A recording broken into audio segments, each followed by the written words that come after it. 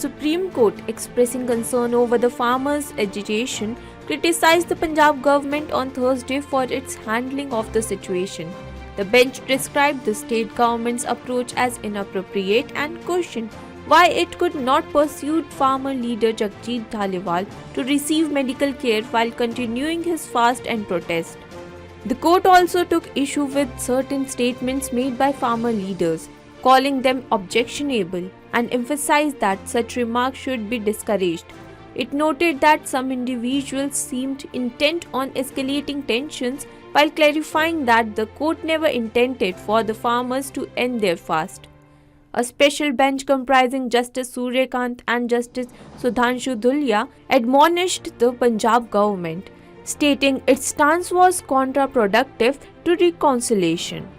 They urged the government to explain to Dhaliwal that he could continue his protest under medical supervision. Justice Suryakant criticized the state's inaction, saying, "Your officers and ministers haven't engaged with them. Don't compel us to say more.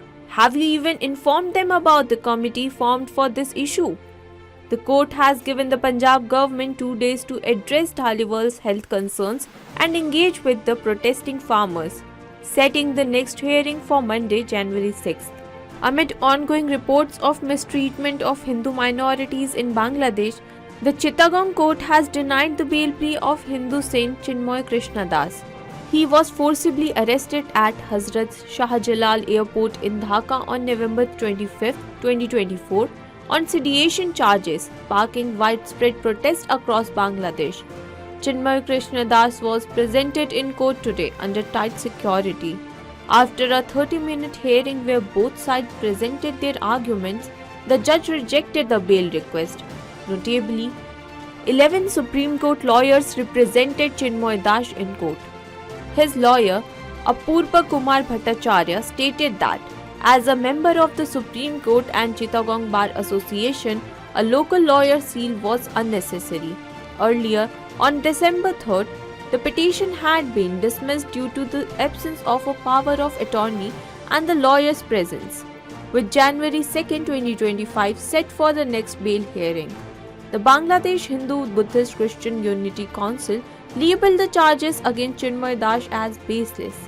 Claiming the arrest was an act of harassment, Chinmoy Krishna Das' legal team plans to appeal for bail in the High Court.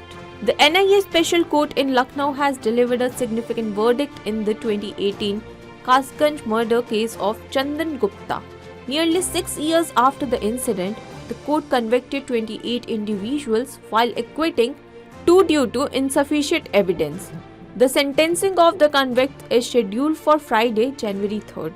Chandan Gupta was killed during the Tiranga Yatra in Kasganj, Uttar Pradesh in 2018. The accused had previously petitioned the High Court to challenge the jurisdiction and proceedings of the NIA court, but the Lucknow bench dismissed this plea. On Thursday, the Special Court announced its verdict, with sentencing to follow the next day. The Supreme Court rejected a petition filed by the local court of Bareilly seeking the removal of comments made against the Muslim community in Love Jihad case. The court also expressed dissatisfaction with the petitioner. The petition sought to expunge remarks made by the trial court regarding the Muslim community in the case. A bench comprising Justice Hrishikesh Roy and Justice S.V.N. Bhatti questioned the petitioner's lawyer about his connection to the case and his standing to file the petition under Article 32. The Supreme Court noted that if the comments were based on evidence, they could not be removed. It also criticized the petition as an attempt to sensationalize the matter, deeming it inappropriate. Consequently, the court dismissed the petition. The case involved a fast-track court in Bareilly, which had commented on the Muslim community while interpreting the term Love Jihad. The Supreme Court on Thursday agreed to hear a petition filed by AIMIM Chief Asayuddin Owaisi seeking the enforcement of the Places of Worship Act 1991, which mandates maintaining the religious character of places of worship as of August 15, 1947. A bench comprising Chief Justice Sanjeev Khanna and Justice Sanjay Kumar ordered Owaisi's petition to be combined with other pending cases and scheduled for hearing on February 17th. Owaisi had filed the petition on December 17, 2024. Earlier on December 12, the Supreme Court, while addressing petitions challenging the 1991 Act, prohibited interim orders related to religious sites, particularly mosques and dargahs.